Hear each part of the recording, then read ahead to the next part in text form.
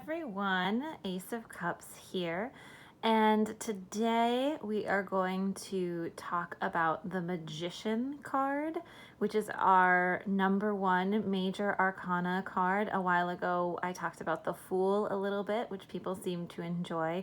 So I know the setup is a little different, but that's just because I was a little too lazy to put myself on camera today, so I will be back with another one of those again in the future.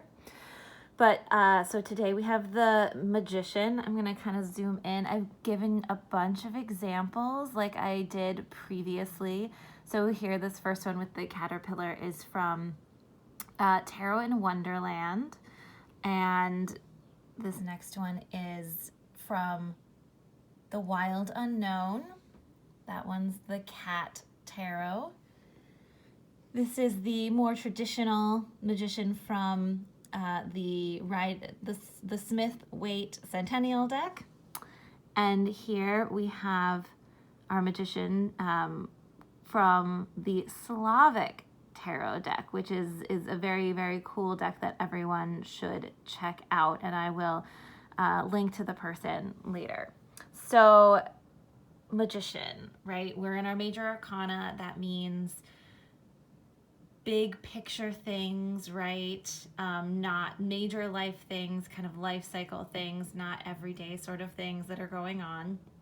In all of these, you can see a uniting theme is that the Magician in the card, however it is represented, has all of the elements of some kind with them, right? So here you see the caterpillar with a pentacle, a sword, a cup, a wand, and he even has his hookah in there as well, right? You see same thing in these two cards, right? Wands, pentacles, cups, swords, and then down here as well, right? So one of the main things about the Magician is that it's the first fully formed person, right, that comes out, right? The Fool jumps in, and then the Magician is the person that starts the journey. I tried to give you a smattering of things that show that it's not gendered. I know I've said that before, but it totally is not, right? Oh, we've got a lot of animals represented here, and even in the ones that are represented by human form, we have this more masculine version from the Smith-Waite, and then from the Slavic Tarot, we have a female, which I love. Just remember, for all of the cards, no matter what it is not a gendered card. You can maybe talk about more masculine energy or feminine energy, but no matter who you are, you can pull this card and you can be represented by this card. Absolutely. So, what was I saying?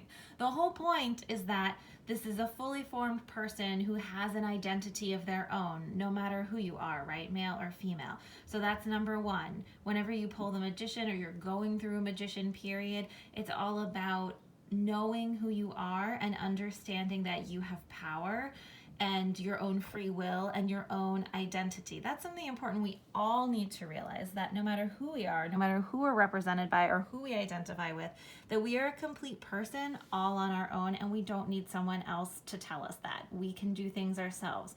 Once we accept that, once we have decided, okay, I'm a fully formed human being and I can have my own free will and make choices and make decisions, then, this is super important, then we can use our tools, right?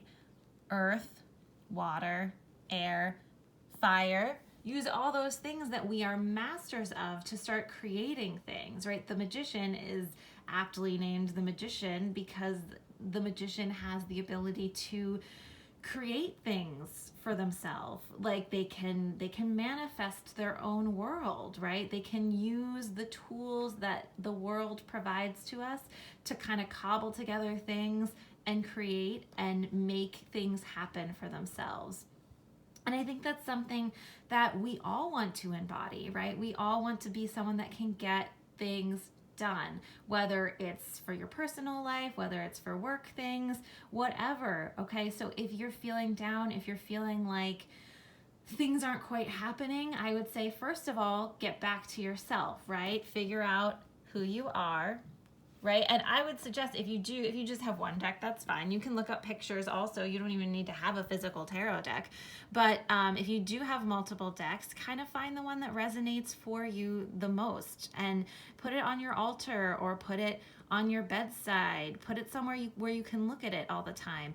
And when you look at it, if you meditate on it, think about, okay, how am I embodying these things, right? Am I accepting that I'm a fully formed person that has my own free will and true will and can decide things for myself, right? So that's number one.